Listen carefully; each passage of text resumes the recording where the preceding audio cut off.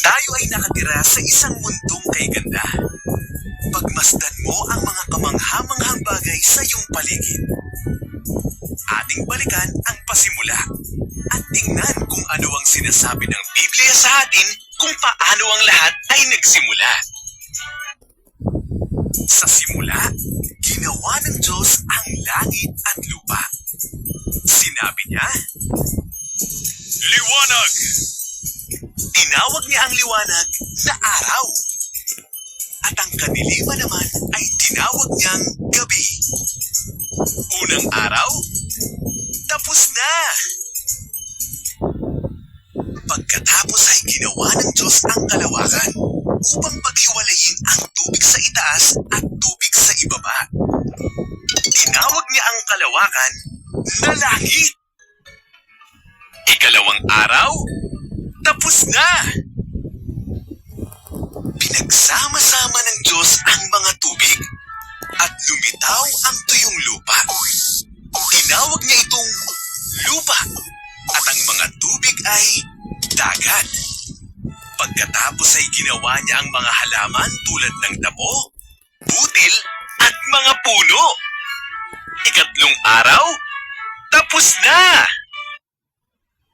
Pagkatapos ay ginawa ng Diyos ang mga liwanag sa kalawakan.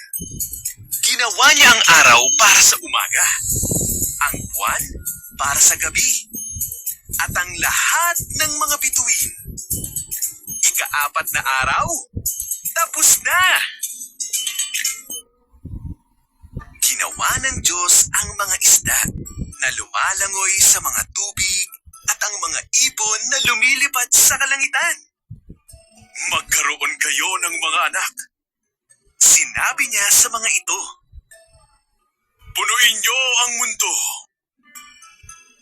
Ika-5 araw, tapos na! Sumunod, ginawa ng Diyos ang mga hayop.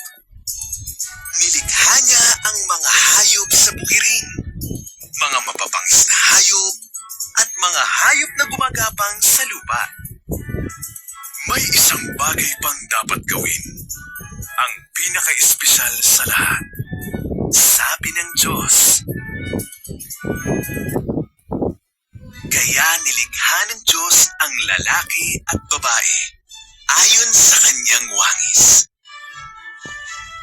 Magpakarami kayo, wika niya. Pamahalaan ninyo ang buong mundo. Alagaan ninyo ang mga isda, mga ibon at mga hayop. Ika-6 na araw, tapos na! Tiningnan ng Diyos ang lahat ng ginawa niya. Napakaganda ng lahat ng ito, sabi niya. Kaya sa ika-7 araw, siya ay nagpahinga at ito'y naging napaka-espesyal na araw. Ika-7 araw, tapos na!